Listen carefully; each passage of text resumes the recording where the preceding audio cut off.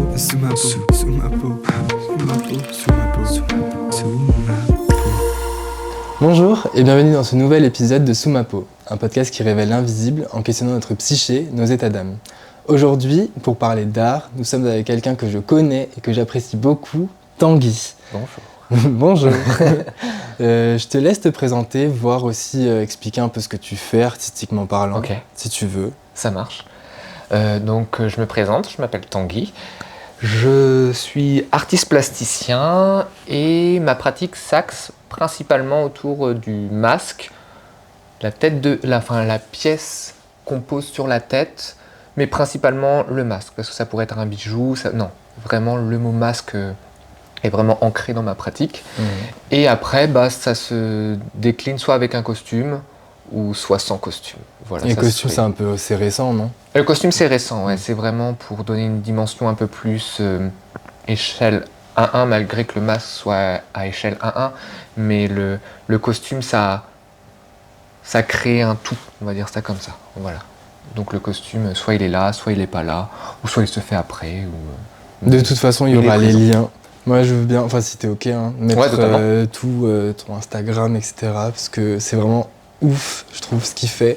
Et on n'a pas l'habitude de voir ça. Moi, personnellement, je suis plasticien, donc c'est plus peinture, dessin.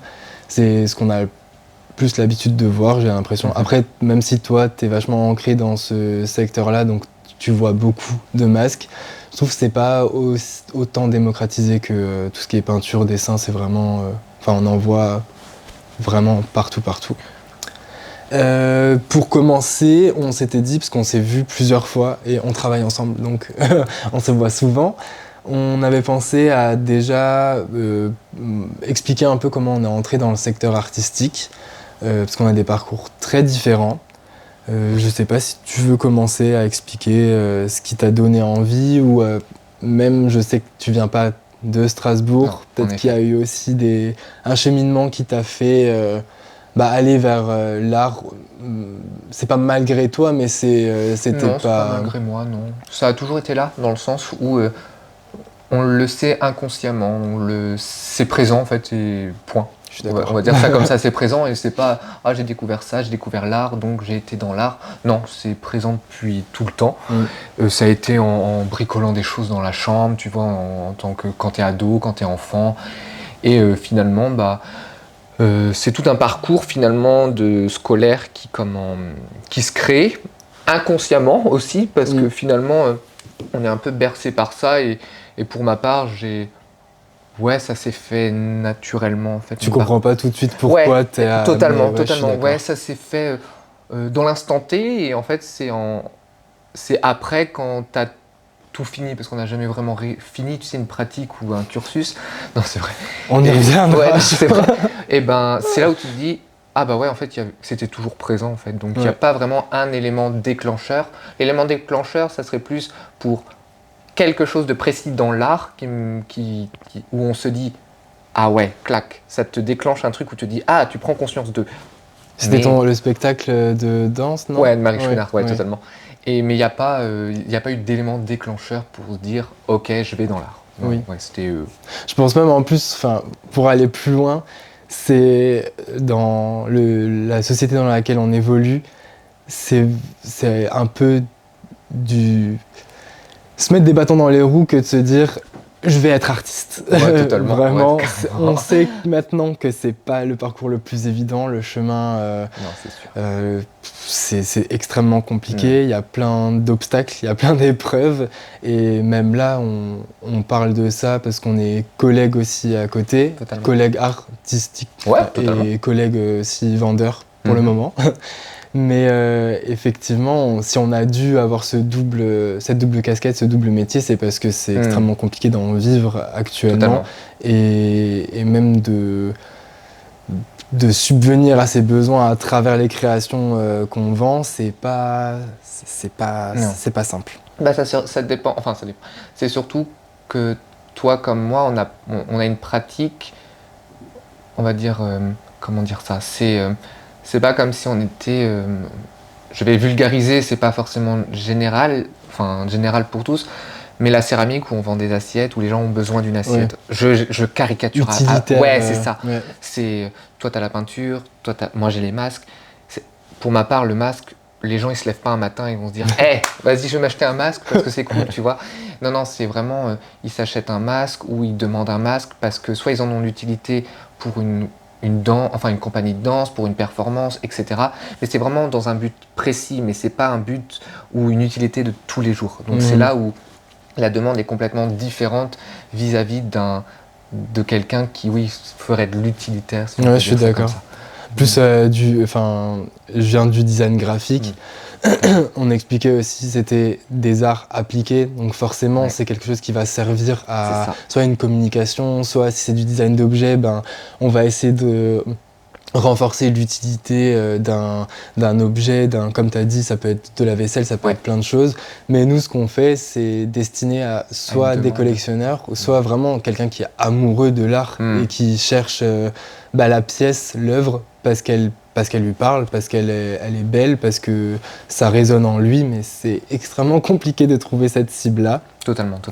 Bon, on fait tout ce qu'on peut, hein, mais je suis d'accord. Moi, je pense, comme toi, ça fait partie de notre ADN, de mon ADN aussi. Okay. C'est petit, j'avais... Bon, on va passer outre les soucis psychologiques ou familiaux, mais c'était vachement mon exutoire, le fait de... Et je le conscientisais pas encore comme ça à cet âge-là, mais la façon que j'avais trouvée pour m'exprimer, parce que j'avais pas les mots, parce que je savais pas comment dire ce que je ressentais, donc automatiquement j'étais redirigé vers, comme tu l'as dit avant, ça pouvait être du bricolage, scrapbooking, des trucs comme ça, ou dessiner beaucoup, peinture aussi, j'aimais bien tout ce qui était pastel, les craies, expérimenter sur de nouveaux médiums, c'était super intéressant je trouvais, je sais pas, même vers mes 10-12 ans je crois, j'avais trop la passion d'aller acheter les stylos un peu... feutre, gel, les stylos gel, à paillettes ou fluo, machin. J'écrivais enfin bref, c'était vachement très créatif, mais je pensais pas que j'allais...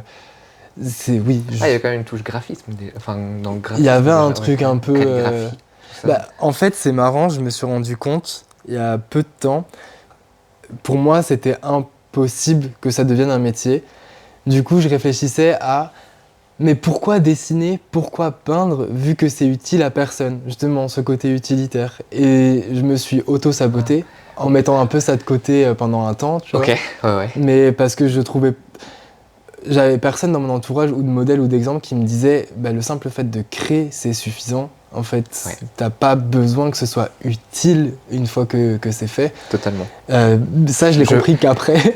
Mais je pense qu'on est tous passés par cette phase ou d'être confronté à quelqu'un qui nous fait « Qu'est-ce que tu vas faire dans ta vie en étant artiste ?» à quoi ça sert? Qu'est-ce que ça t'amène? Qu'est-ce que tu vas faire après tes études d'art? Est-ce que tu vas... La notion d'argent aussi revient énormément. Est-ce que tu vas gagner ta vie en faisant de l'art? Et en fait, le truc, c'est que déjà, ça te met le doute en disant « Mais qu'est-ce que je vais faire de ma vie ?» Tu vois? Tu l'as ressenti ça? Ouais, mais en fait, c'était par fragments. Déjà, il y avait... c'était surtout des... C'est moche de dire ça, mais c'était pas des personnes de mon âge qui me disaient ça. Ouais, exactement, ça va être des personnes plus âgées. Pas forcément mes parents, parce que mes parents, ça a été... Vas-y, fais. Fais. Ça, c'est cool. J'irais pas débrouille-toi, tu vois, parce que c'est pas ce sentiment-là qui m'ont donné, c'est... expérimente, tu vois. Nous, on te donne juste des conseils. Nous, on a eu ça dans notre vie. Il y a eu ça où ça a pêché, tu vois. On te dit, t'as pas envie de nous écouter? Nous écoute pas. Assume dans le sens, fais l'erreur, apprends, tu vois. C'est cool. Ouais, ça a été plus comme ça. Et voilà. Et en fait, ça a été plus vraiment plus âgé, style génération de mes grands-parents ou un peu à moins, tu vois. Je me souviendrai toujours j'allais rentrer en prépa des beaux-arts, je travaillais en tant que restaurateur, c'était mon premier job étudiant, et j'avais dit à la patronne... C'était encore là-bas? En Bretagne? Oui. Ouais, totalement, ouais. Et elle m'avait dit, tu vas faire quoi? Donc moi je lui ai dit, je vais rentrer en prépa des beaux-arts. Elle m'a fait... Et pour faire quoi? Je lui ai fait pour rentrer aux Beaux-Arts. Et en fait, elle a assimilé mon parcours à quelqu'un qu'elle connaissait et qui avait fait les Beaux-Arts et qui n'avait pas percé ou pas réussi ou qui n'avait pas forcément continué réussi à ses yeux aussi. Ouais, c'est ça. Quoi la réussite? Exactement. Et qui avait aussi peut-être, cette personne-là avait décidé de se dire, finalement, la pratique artistique, c'est peut-être pas ce que je veux mettre au premier plan dans ma vie, tu vois. Ouais. Et elle, je pense qu'elle l'a assimilé à quelque chose de, il a échoué, tu vois. Ouais. Pouf, on cherche pas à comprendre, clac. Et donc, elle a fait un copier-coller de ce qu'elle a vécu vis-à-vis de cette personne sur moi. Transfert. Ouais.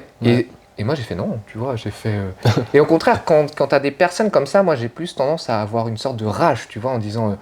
Ça m'étonne pas. Ouais, tu vois, tel que je te connais, ça m'étonne. C'est pas une rage où je vais l'engueuler, tu vois. Ça va être plus une rage à moi-même en mode, tu vas voir. Prouve-le. Ouais, prouve-le, mais moi, je vais te prouver aussi que je peux y arriver, tu vois, et que cette personne, j'ai plus de contact, je veux plus de contact, et j'ai jamais forcément apprécié non plus, tu vois. C'était juste C'était celle du resto, du coup. Ouais, c'est ça.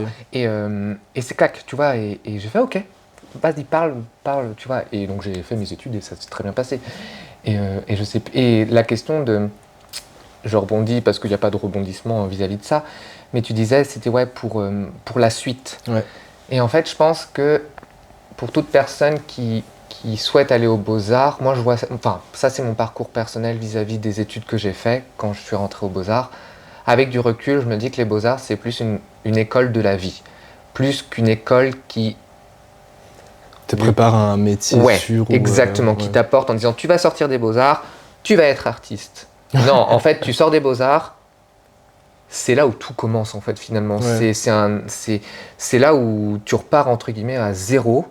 Et pour te construire en tant qu'artiste ou autre, hein, t'es pas obligé de continuer en tant qu'artiste. C'est une petite interlude où tu vas... On te donne quelques clés comme c'est ça. Tu prépares ta boîte à outils et après regarde, fais ton chemin en fait. De toute façon, et c'est ça, c'est que tu vas piocher dans ce que les profs vont t'apporter ou pas, parce qu'il y a des profs qui vont t'apporter des choses qui vont pas forcément te correspondre. Et, c'est pour tous les profs. Ouais, totalement, je pense pour tout cursus, totalement. Ouais. Mais c'est vraiment une bulle, les Beaux-Arts. Et quand tu sors des Beaux-Arts, c'est là où tu es vraiment confronté à la vie. Et c'est là où, tu as pu les outils des Beaux-Arts. Tu as pu le cadre. Tu n'as plus rien du tout. Et tu n'es pas abandonné à toi-même, mais un peu quand même. Tu vois, tu es là, t'es bon. C'est là où tu dois te retrousser les manches et te dire, faut que tu t'instaures un rythme. Et faut que tu t'instaures un truc. Ou t'as un truc que tu dois un peu te faire pour te dire, ok, on va tester, on va continuer, ou non, finalement je me suis rendu compte que c'était un passage dans ma vie et paf, on passe à autre chose. Et comment t'as réagi toi au final? Parce que là, je trouve que c'est vachement mature comme façon de penser, de se dire là je sors d'un cadre, je suis plus accompagné, va falloir que je me prenne en main, et c'est extrêmement difficile. Totalement. Ouais, mais en fait le truc c'est que comme on en revient sur ce qu'on a dit, l'art ou la pratique artistique, je dirais, parce que l'art c'est un grand mot, la pratique artistique ou la pratique, même pas artistique, mais de créer quelque chose, tu vois, sans parler d'art ni quoi que ce soit, elle est là. Il faut que tes mains elles touchent, il faut que tu aies une réflexion, il faut que les choses elles se construisent. C'est pas un choix, C'est pas un choix, tu vois. Ça peut être une malédiction comme une bénédiction finalement en soi. Oui. Et en fait, tu sors de ça et tu te dis bon ok, c'est parti. Et donc moi je me suis instauré un rythme, voilà, un rythme de production qui s'allonge et qui fluctue, tu vois, mais il est toujours là. Et après, il y a aussi la question financière, parce que quand tu n'es plus étudiant, tu n'es plus boursier. Quand tu n'es plus boursier, tu n'as plus d'argent. Et tu es là, ouais, mais si j'ai besoin de matériel, comment je paye? Et j'ai pas envie de dire à papa et maman, ouais, j'ai besoin de temps ou pour vivre. Ça, c'était vraiment un truc. Et le matériel, on n'est pas dans le secteur où ça coûte le moins cher. Voilà, tout à fait. Et en fonction aussi de ta pratique. Oui, ça va être ça. Voilà, c'est ça. Même pas. Ça dépend aussi de la pratique. S'il y en a, ils travaillent sur le land art, ça va être entre guillemets bien plus simple, tu vois, financièrement, je parle. Même la peinture ou le dessin. Enfin, moi, je sais que pour la peinture, maintenant, en ayant testé différentes marques ou quoi que ce soit, il y en a, c'est vraiment de la merde, faut le dire. C'est de l'eau mélangée à quelques pigments, mais ça ne sert à rien. Donc je préfère mettre mon argent là-dedans. Par contre, une toile ou des feuilles, honnêtement, tu peux en trouver des vraiment pas chers et c'est ce que tu vas faire dessus qui va compter. Ouais, c'est exactement. C'est pas forcément le prix que tu mets dedans, Ouais. c'est vraiment la manière dont tu le transformes et que Je suis d'accord. le réappropries. C'est un autre challenge aussi. Ouais, totalement. C'est super intéressant.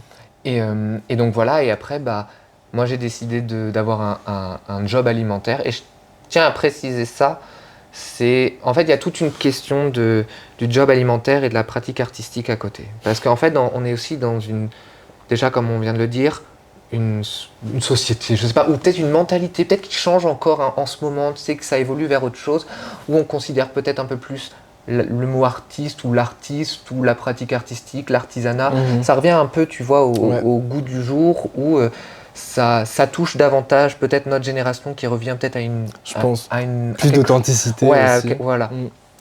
Et en fait, donc, tu as ton travail alimentaire, ta pratique artistique. Et en fait, quand tu rencontres des gens, tu leur dis, tu as deux choix. Soit tu te définis comme artiste plasticien, soit tu te définis comme salarié. Ça, c'était aussi une question que je me suis posée énormément dans ma vie. Parce que quand tu te présentes comme artiste plasticien, paf, il va y avoir le préjugé de la personne qui va se dire « Oh, de quoi il vit, il doit faire ceci, il doit faire… » Il y a vraiment une étiquette de l'artiste plasticien qui vit dans un taudis, qui est malheureux. Mais c'est encore ancré, cette image de l'artiste, tu vois. Et quand je dis artiste, c'est pas forcément artiste plasticien, c'est vraiment… on englobe tout, tu vois. Oui, ça peut être même… Enfin, parler de création, ça peut être un écrivain, ça peut être n'importe totalement, qui, voilà. Quelqu'un de très… pas là, tu vois. Pas ancré dans la réalité des choses, tu vois. Et quand tu dis que tu es salarié, d'un coup, c'est bête, mais t'as ce côté où tu as plus de mérite d'être salarié. Parce que soi-disant, en étant salarié, tu as un salaire, tu as une situation stable, tu as ceci, tu as cela. Et en fait, tout correspond à tout point de vue. Tu es stable. En fait, c'est le salaire, hein. Je pense que c'est le salaire. C'est l'argent. Ouais, mais ça tourne énormément autour de ça. De l'argent, Et en fait, finalement, dans l'esprit commun, c'est salarié, tu es stable et tu n'as pas réussi forcément au sens large du terme ta vie, mais tu fais partie d'un groupe, tu fais partie d'un truc qui fait que c'est bien. Dans ce système, il y a une des cases qui est OK. Exactement, tout à fait. Ouais. Et à un moment, tu choisis. Moi, j'ai décidé de me présenter en tant qu'artiste plasticien. Ça, c'est mon travail. Ça, c'est vraiment ce que je suis. Ça fait partie de mon moi, tu vois. J'aime bien que tu aies choisi le verbe être et pas faire. Ouais, c'est au-delà de faire. C'est ça, totalement. Et oui, je suis salarié parce qu'il faut que je subvienne aussi, il faut payer ses factures, il faut manger, etc. comme tout le monde. Et qu'est-ce que je voulais dire ? Et ça, c'est mon travail alimentaire. Je ne me définis absolument pas comme salarié, comme vendeur. Non. Moi, je fais ça pour pouvoir réinjecter, entre guillemets, du salaire, pour pouvoir construire ma pratique artistique. C'est vraiment un outil, c'est quelque chose qui m'aide, comme un étudiant qui a ses bourses au Crous, en fait, finalement, et qui a cet argent pour pouvoir subvenir à ses études. Moi, le salaire, c'est exactement ça. C'est un moyen de réussite, pas réussite, parce que c'est pas ce que je veux dire, c'est un moyen de trouver l'équilibre. Ouais, c'est ça, de pouvoir vraiment justement continuer ta pratique artistique. Sinon, exactement. Si on fait que ça, malheureusement, la réalité, c'est que on métro boulot dodo. Soit que salarié, c'est ce qu'on en avait déjà discuté, parce que moi j'ai une phase où j'ai eu du mal à me réadapter au fait de ce travail alimentaire et d'avoir ma pratique artistique, et en même temps j'ai beaucoup déménagé, et franchement au bout plusieurs mois, je t'avais dit, c'est la mort dans l'âme, vraiment. C'est pas… oui, certes, dans l'âme. Tu peux continuer à bouffer, c'est bien, t'as un toit sur la tête et tout, donc tu es vivant, mais à l'intérieur, c'est vide. Parce que ce truc qui m'illumine, qui m'inspire, ça n'existe plus. C'est plus là. Et retrouver cette balance ok, non, en fait, effectivement, là où je vais injecter le plus d'énergie, c'est pas dans ce premier truc-là, c'est dans ce qui me passionne depuis toujours et dans ce que j'aspire à devenir. Totalement. Oh là là, et ça, c'est marrant parce que je rebondis juste sur quand tu dis, tu te présentes toujours en tant que d'abord artiste, et après potentiellement si on te pose des questions, tu parles de ton taf alimentaire. Voilà, c'est ça, exactement. James, mon conjoint, il a toujours, depuis qu'on est ensemble, je disais, oui, je suis vendeur.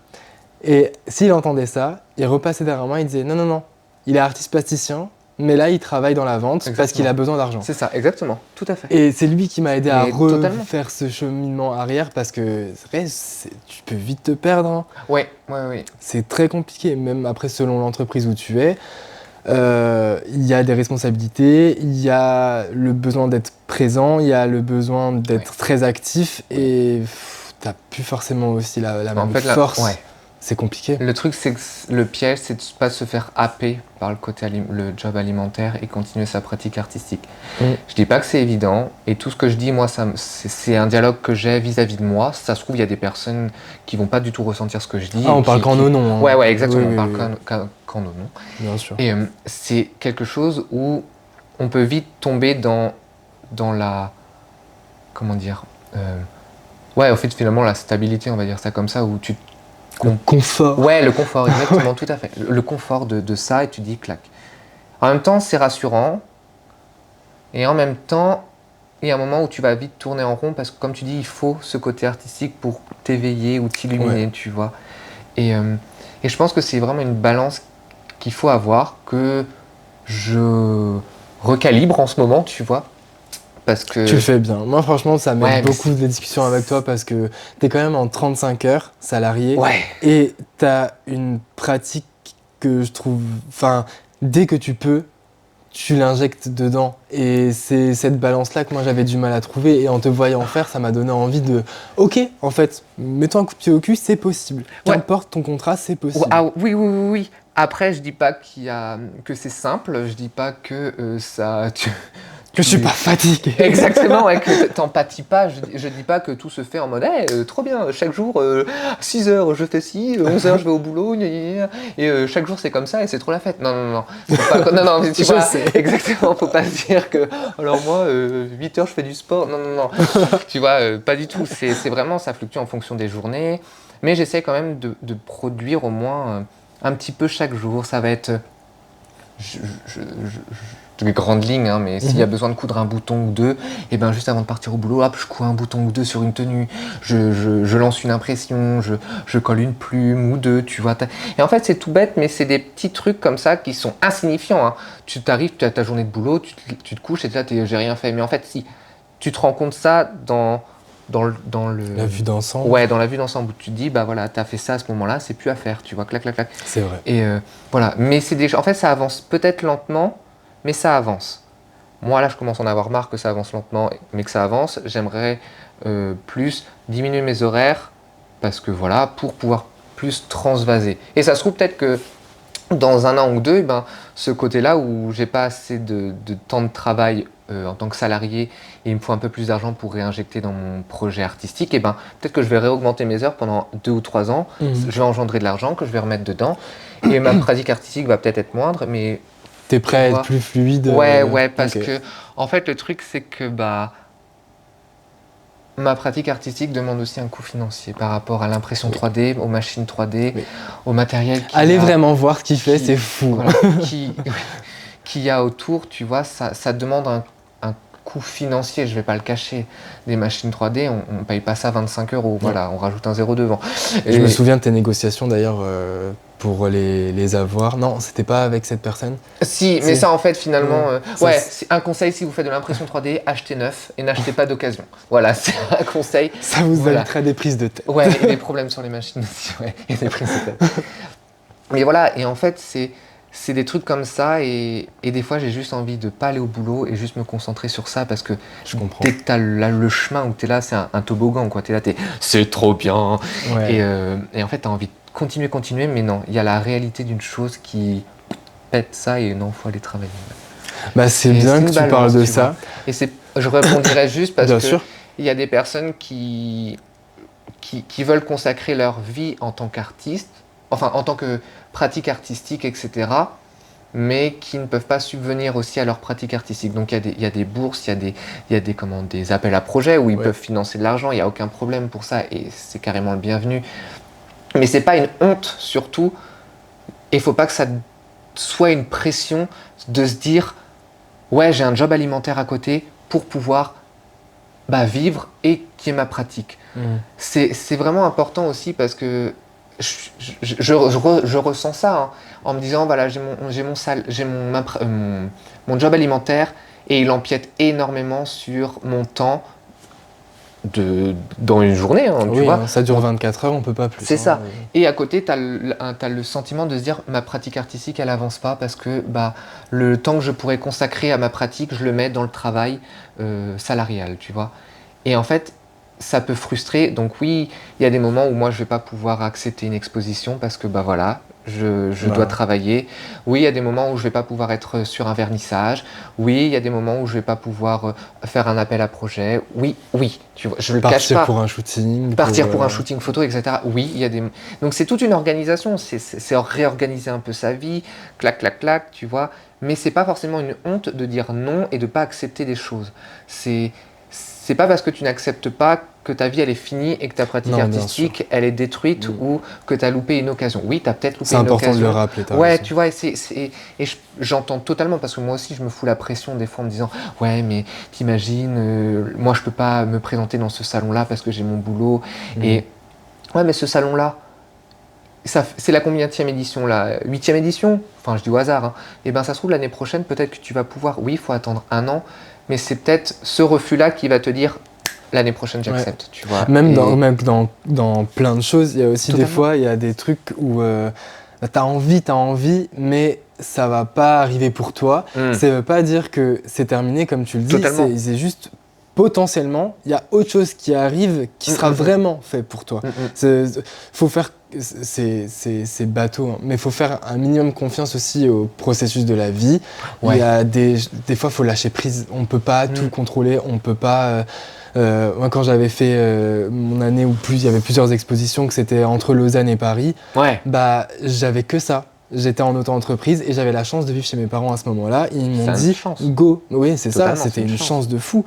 Maintenant, je peux plus. Oui, sauter sur les opportunités, je le nie pas non plus. Oui, il faut se présenter, il faut envoyer des dossiers et tout. Après, tout dossier envoyé, c'est une présentation reçue. On va pas t'oublier, on va pas...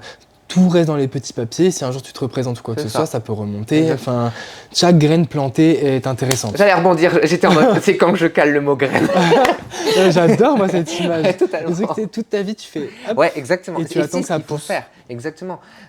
Des fois tu vas présenter un projet à quelqu'un, ça va pas forcément matcher la première fois parce que soit cette personne sait pas ce qu'elle attend à ce moment-là et que toi, finalement t'es là, donc il me voudra jamais. Non, il te veut pas à ce moment-là parce que ça ne rentre peut-être pas dans ses critères actuels, dans son expo qu'il veut faire actuel, dans ses projets à lui actuels.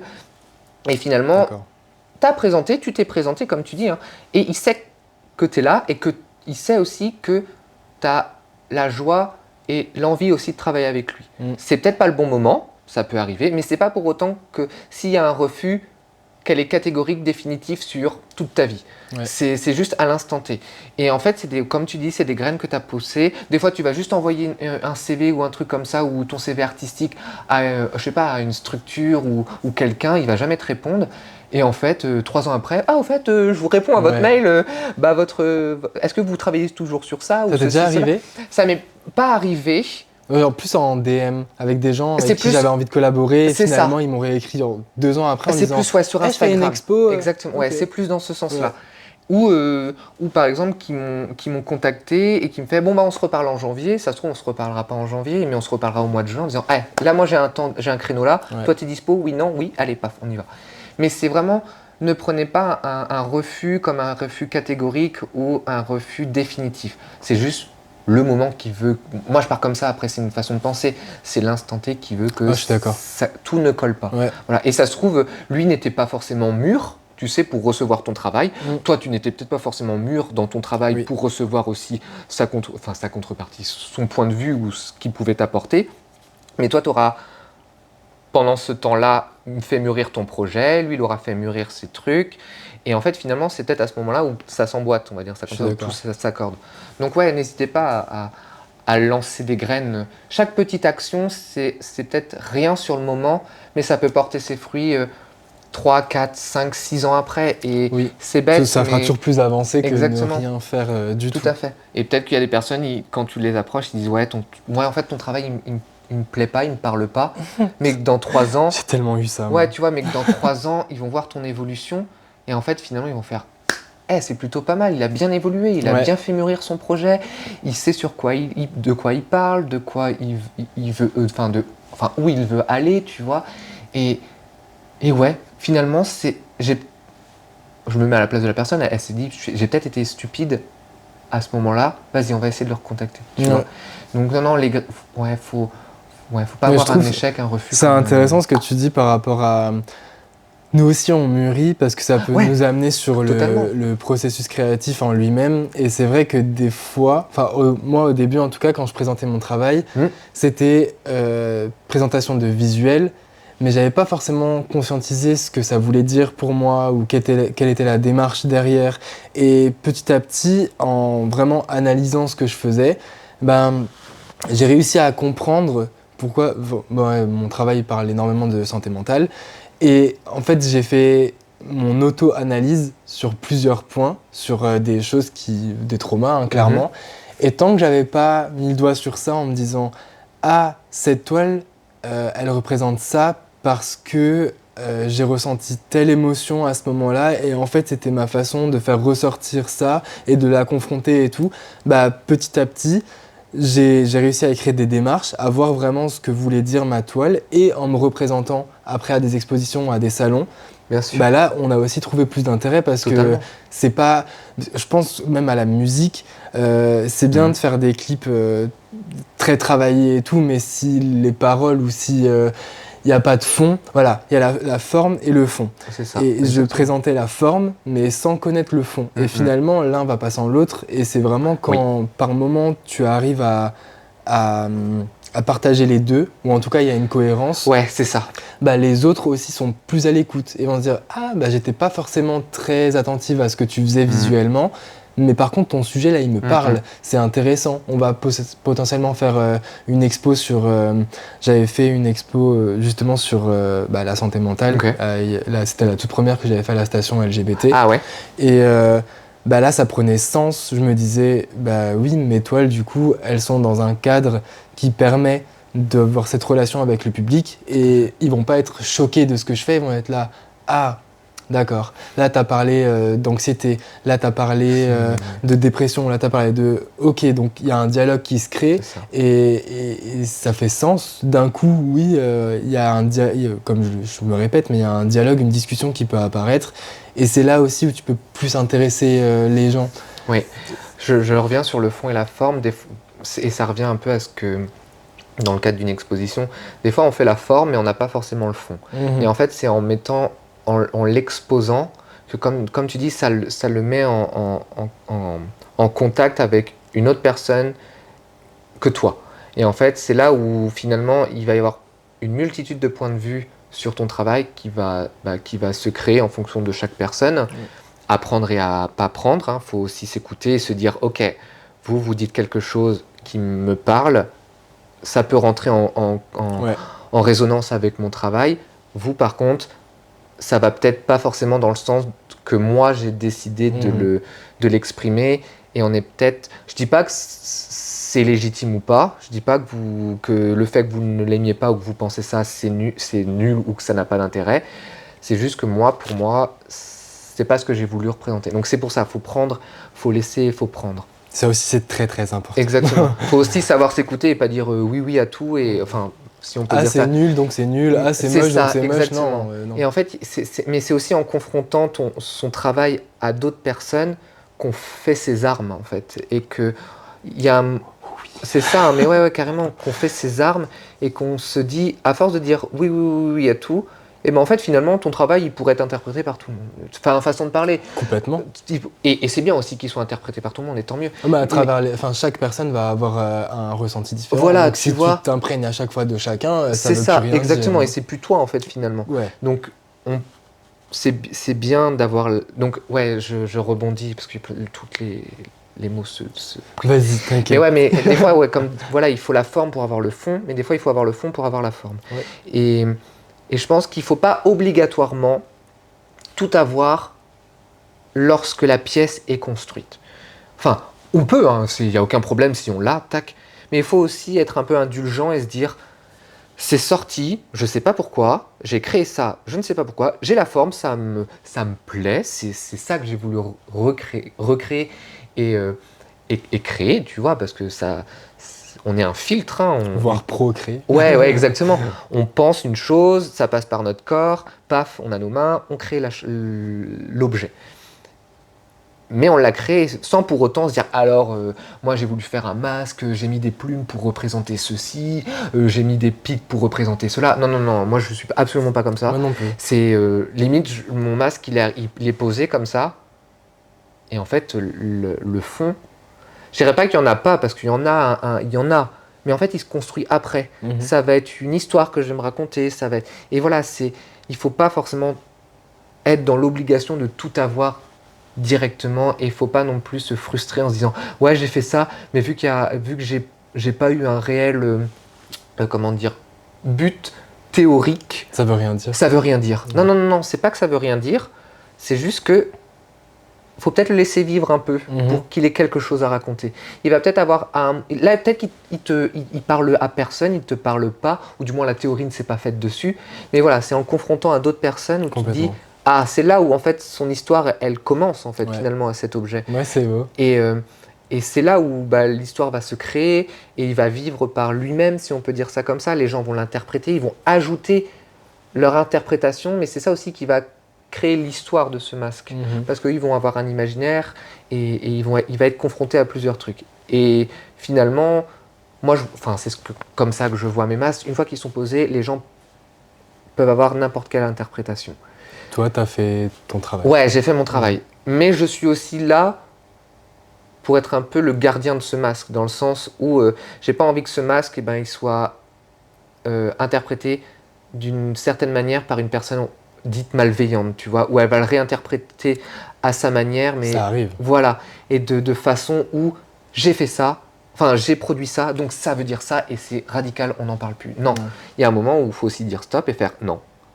Moi, c'est pas forcément mon point de vue. Toi, ça t'évoque ça, mais c'est ton histoire. Il y a une marge de manœuvre, exactement. Mais il y a quand même des limites où... exactement. Non, ça, par contre, non, ça ne veut pas dire ça. C'est pas parce que toi, tu as pensé à ça que ça veut dire... ouais, tout à fait. Je comprends. Parce que c'est l'exemple qui me vient, c'est quand j'avais exposé une photo du masque où j'avais un drap doré avec une épée et mon masque en or avec un bouton noir. Okay. Et en fait, je l'avais exposé dans un café à Lorient, juste avant d'arriver sur Strasbourg. Donc il avait été reçu par plusieurs personnes qui sont passées devant, il y a eu des discussions super intéressantes. En plus, un café, c'est pas la clientèle voilà, qui est forcément ça. Ciblée. Mais en même temps, c'est pas un mal, tu vois, il faut aussi confronter par tout type de personnes. Et il y a un petit papy qui est arrivé, et il a fait oui, c'est quoi cette femme voilée, tatata. Hors propos, tu vois, hors propos et hors sujet vis-à-vis de moi. Et en fait, il y a eu une bataille, pas une bataille, mais c'était plus une joute verbale, tu vois, où lui, il affirmait que la personne qui a pris cette photo et ce masque a voulu dire ça. Sauf que cette personne, c'était moi. Et lui, il n'en avait pas conscience, tu vois, il n'en avait pas conscience.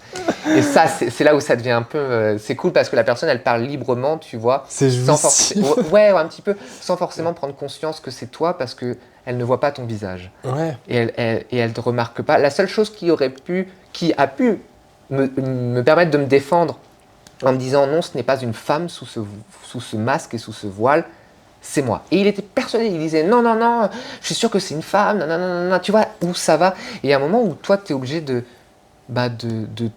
frotter un peu à ça et tu te dis non, c'est pas une femme. Et d'ailleurs, je lui ai fait, monsieur, pourquoi ça serait une femme déjà, premièrement, tu vois, il fait non. J'ai fait, vous voyez les mains? Vous voyez les tatouages? Il fait oui, en plus il est tatoué, enfin elle est tatouée. J'ai fait regardez mes mains, c'est moi. Et en fait là il savait plus quoi dire. Il était là en mode ah bah oui. J'ai fait voilà. Enfin je lui ai pas dit voilà un peu en mode moralisateur, mais je lui ai fait moi c'est ma photo, c'est mon masque, c'est absolument pas ce que je voulais représenter. Moi je voyais plus un chevalier un peu déchu, en ermite, qui n'avait plus que son épée et son masque. Enfin il avait son épée et son masque comme défense face au monde, vis-à-vis à toute une histoire que lui aurait pu vivre. Je ne sais pas quelle histoire il a vécue, ça ne regarde maintenant que ce personnage. Ouais. Mais Il a fait ah bah moi je l'ai pas imaginé comme ça. J'ai fait oui, je l'entends. Mais voilà il a mon dit, histoire. Voilà, je l'ai ça pas c'est mon histoire. imaginé comme ça. Voilà, Et exactement. l'imaginaire justement, faut pas. Enfin, ça c'est. Je trouve que l'art, c'est là aussi où si on peut trouver une utilité, c'est là. C'est arrêter d'avoir des certitudes. Oui, Enfin, c'est ça. on questionne des Exactement. choses en fait. On n'arrive pas en disant bah voilà, ça c'est comme ça. C'est toujours Ouais. le reflet ou le miroir de notre inconscient ou d'un environnement, d'une société, tout à de fait. plein de choses. Totalement. C'est le témoin Oui. c'est un marquage temporel, Ouais. c'est le témoin Tout de à fait. plein de choses. Exactement. Et on réfléchit, on se pose des questions, on n'est pas sûr. Et quand Ouais. tu vois des gens qui arrivent comme ça devant ce que tu fais, Ouais, avec une qui- certitude et c'est oh là là. pas une domination, mais une présence en disant Ouais, ça, c'est ça. Bah non. moi, ça, homme, c'est savoir. Ouais. Non. Ouais, non, pas du tout. Non. Alors qu'il serait arrivé en mode, bah voilà, moi ça me fait penser à ça, ça me fait penser. C'est déjà plus intéressant. Ouais, ça me fait penser à ceci. Ok, d'accord. Et là, le dialogue, là, c'était vraiment affirmation, c'est comme ça. Cet artiste, il a voulu montrer ça. J'étais non, cet artiste n'a pas voulu montrer. Et c'est pour ça qu'il y a un moment où il faut savoir dire oui et non, prendre et jeter, et se faire aussi gardien de son art, tu vois, et gardien de ce qu'on veut présenter. Surtout quand il s'agit d'amalgame comme ça, C'est ça. C'est bon, Voilà. partir dans tout ce qui peut être religieux, culturel et Tout tout. à fait. Faites confiance au producteur lui-même. C'est Si ça. jamais on vous dit que non, c'est pas ce que j'ai voulu exprimer, Exactement. ça peut vous faire penser à certaines choses parce Tout à que fait. vous avez vous-même aussi votre propre culture et vos inspirations, vos Ouais, chacun a références. son histoire, chacun C'est ça. a son interprétation On complètement va différente chacun d'une avoir une pièce à l'autre. sensibilité et ressentir les choses différemment. Il n'y a pas de Totalement. souci, c'est ça qui est aussi intéressant. Mais ne pas mettre un tampon en disant Ouais. que je suis sûr, non, Non, t'es pas non. sûr. Et en fait, c'est là où on vient à une question que tu voulais. Comment moi, je prends les retours. Tu Ouais. vois, on parlait de cette question, les retours. Ça dépend des retours. Ça dépend des retours. Il y a des retours où j'accepte, il y a des retours où j'accepte pas parce que voilà, c'est complètement erroné vis-à-vis de moi et de mon travail. Il y a des choses où je squeeze aussi parce que ouais, cool. Enfin, sans être un peu pédant, mais moi j'aime bien qu'il y ait un retour, mais un peu constructif, tu vois. J'accepte que et je peux comprendre que la personne, si elle arrive, elle fait j'aime ou j'aime pas. Je peux comprendre, peut-être parce que cette personne n'a pas forcément un bagage aussi, tu vois, culturel. Ouais. Elle n'a pas un bagage aussi, comment dire... Référentiel. Ouais, référentiel par les mots, tu vois, aussi. Elle n'a pas forcément les mots justes pour pouvoir exprimer ce qu'elle aime ou ce qu'elle n'aime pas. Ouais. Mais c'est vrai que il y a des personnes aussi qui qui ont peur, tu vois, d'aller plus loin qu'un j'aime ou qu'un j'aime pas parce qu'elle va se sentir ridicule, tu vois. Comme s'il fallait, à chaque fois qu'on voyait de l'art, il fallait aimer, tu vois. Ou justifier. Justifier. Nos choix, ouais. Exactement. Ou comme si, il y a mon masque et moi, vu que je suis là, il faut qu'elle aime, tu vois. Non, c'est pas grave, ça. T'as le droit de pas aimer. Mais moi, je pense que je t'avais dit, non, les expos, surtout à Paris, les remarques que, pas souvent, mais les remarques que je trouvais les plus intéressantes, c'est justement quand j'avais des personnes, c'était souvent une certaine génération, qui venaient me voir en me disant « Ah, ça, j'aime pas. Ça, je peux pas. Radical, jamais de la tu vie vois. chez moi. Bah, ok, mais vous savez quoi, j'apprécie cette réaction. Vu que je cherche pas à faire du beau, pourquoi vous n'aimez pas? C'est triste ou le personnage il a l'air dans un mal profond et ok, allez, venez, développe, vas-y, discute, ouais, c'est exactement. super intéressant. C'est trop bien ça, ouais, totalement.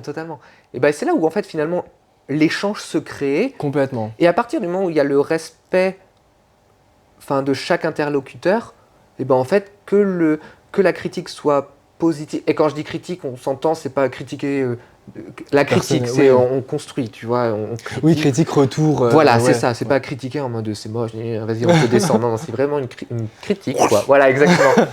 Et en fait, qu'elle soit positive ou négative, à partir du moment où l'échange est là et que tu reçois aussi la critique négative, finalement, en fait, on se rend compte que la critique négative, elle se transforme énormément en critique positive parce que malgré qu'elle soit négative en disant moi je n'aime pas ça parce que ça me fait penser à ceci, cela, en quoi c'est négatif que tu n'aimes pas parce que ça te fait penser à ça, c'est ça qui est trop bien. Tu vois, c'est et finalement, ce que j'ai créé t'a renvoyé à des souvenirs ou à une mémoire Totalement. À toi, donc ça veut dire que mon travail il est fait. Ouais. Ça t'a fait ressentir quelque chose. Et c'est pas pour autant que finalement c'est négatif de ressentir Ah, ça, pas du tu tout. vois. Et donc c'est là où l'échange et le retour sur mes pièces et l'interprétation qu'on en fait sont intéressantes, tu vois. Et que j'aime bien discuter avec les gens qui ah bah moi ça me fait penser à ça. Ah bah je connais pas, allez hop, tu vois, c'est ah bah Toi t'as beaucoup ça. oh, À chaque fois, c'est ça que j'adore aussi quand on discute, t'as toujours plein de... Enfin, tout te fait penser à tout, à plein de choses. Vraiment, ah t'as regardé ça, est-ce que t'as regardé ça? Ah mais attends, ça me fait penser à ça. C'est trop bien parce que du coup, mon carnet de sources ou références, il se remplit. Attends, parle pas trop vite. C'est grave ça. Moi j'adore, c'est super enrichissant. Mais ouais, et en fait, c'est là où ça devient intéressant. C'est pas forcément, quand les gens font... Ouais, c'est pas forcément des références que j'ai, mais c'est pas pour autant que ça m'intéresse pas, tu vois. Et que, au contraire, ça t'a fait penser à ça? Bah pas moi, mais c'est trop bien, tu vois. Ça évolue du coup. Et en fait, ça donne... T'as l'histoire principale que t'as voulu montrer, enfin, ou du moins interpréter avec tes émotions. Là, je parle en l'occurrence pour mes masques.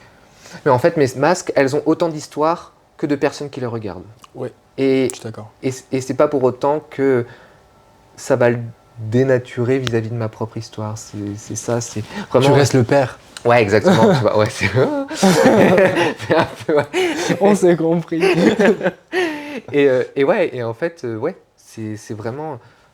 On accouche, on fait un bébé, et maintenant, hop, t'as un peu de mon histoire, t'as un peu de moi, parce que c'est moi qui t'ai créé, on va dire ça comme ça, tu vois. Mais il y a un moment où il faut que tu vives ta vie et que tu sois montré aux gens. Oui et non, pas forcément dans mon but. Oui. Je vais pas le cacher, tu vois. Mais voilà, c'est... Moi, j'adore cette image. Je trouve vraiment que pour le processus créatif, comme on avait dit, l'accouchement et tout ce que tu viens de répéter, c'est vraiment ça, parce que ça mûrit, c'est viscéral, ça, je sais pas comment expliquer, mais il se passe quelque chose vraiment d'interne. Ouais. Le temps que tu conçois, que tu crées cette chose-là, et une fois que c'est fait, t'es presque vraiment fatigué parce que c'est comme si y a une part, oui, t'as donné une part de toi et t'as conçu autre chose. C'est une partie de toi. C'est pour ça quand tu disais être artiste et ce que je fais, c'est ce que je suis. Ouais, totalement. C'est vraiment ça. C'est à chaque fois, on distribue des bouts de nous-mêmes, donc forcément, la critique, tout dépend de la critique. Elle peut être plus ou moins bien reçue parce que on se montre sous un jour qui est très personnel, très intime. Totalement. C'est très lié à nous-mêmes. Et une fois que l'œuvre est faite, ben oui, la logique, c'est comme pour tout enfant, c'est de faire sa propre vie, d'aller faire ses propres rencontres, d'avoir une nouvelle histoire détachée de ceux qui l'ont conçue. Moi, j'adore. Je trouve vraiment que c'est un parallèle très parlant.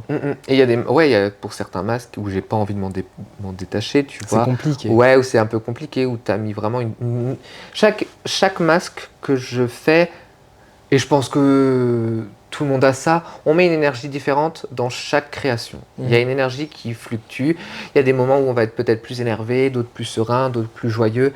Et il y a une énergie dans chaque objet qui est complètement différente pour ma part d'un masque à l'autre. Et j'ai perdu le fil de ma pensée. Et oui, non, c'est bon. Et en fait, il y a des choses où tu n'es pas encore prêt à le lâcher parce que c'est toujours trop présent, ou c'est encore... Tu es encore dans cette émotion. Ouais, c'est ça. Okay. Et il y a des moments où, en fait, ce masque-là, j'ai pas envie de m'en séparer, tu vois. Et j'ai pas envie de l'exposer. Et il y a des moments où, ok, on va l'exposer. T'as ça en ce moment là? Non, pas en ce moment. Non. Parce qu'en fait, c'est assez compliqué. C'est compliqué, oui et non. Chaque masque, c'est une nouvelle expérimentation, en fait. Ouais. Je crée un masque, mais en fait, c'est dans le processus d'une expérimentation. Je vais créer en ce moment, et pour beaucoup... Non, en fait, c'est tout le temps.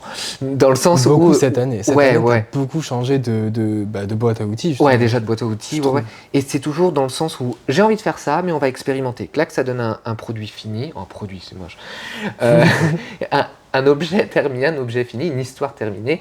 Et hop, et ça a englobé une expérimentation de nouvelles choses.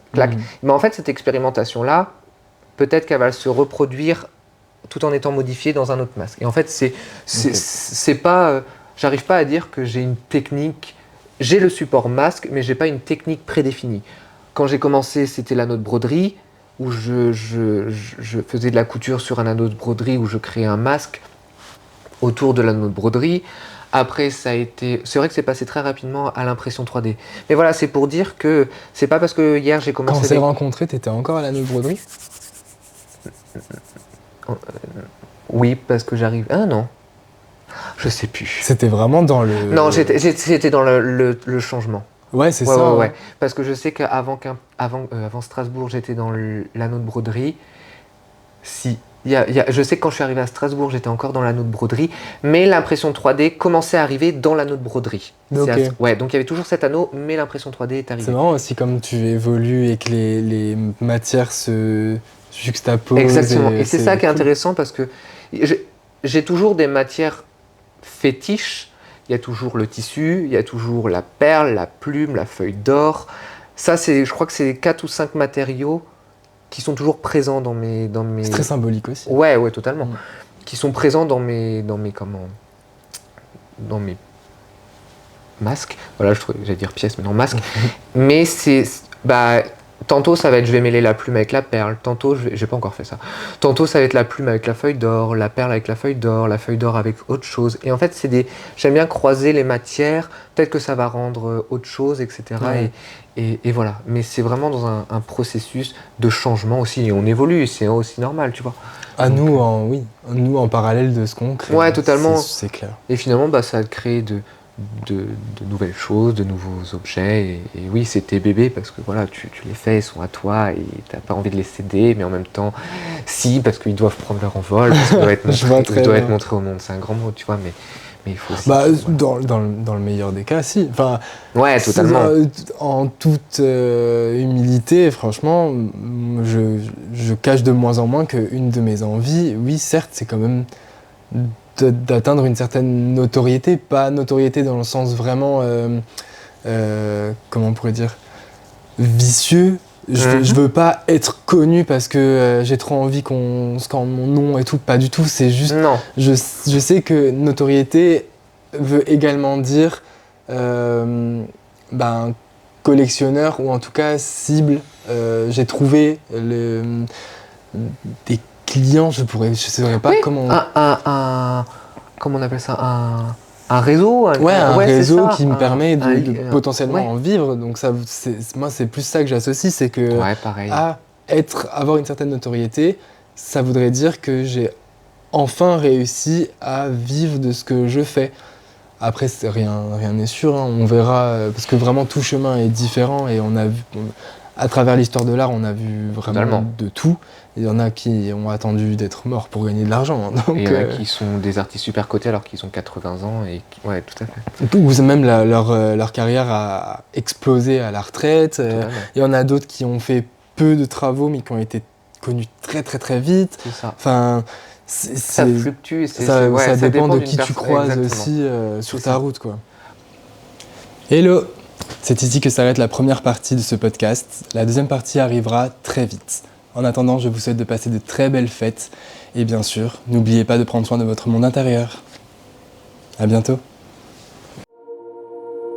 Sous ma peau, sous ma peau, sous ma peau, sous ma peau, sous ma peau, sous ma peau.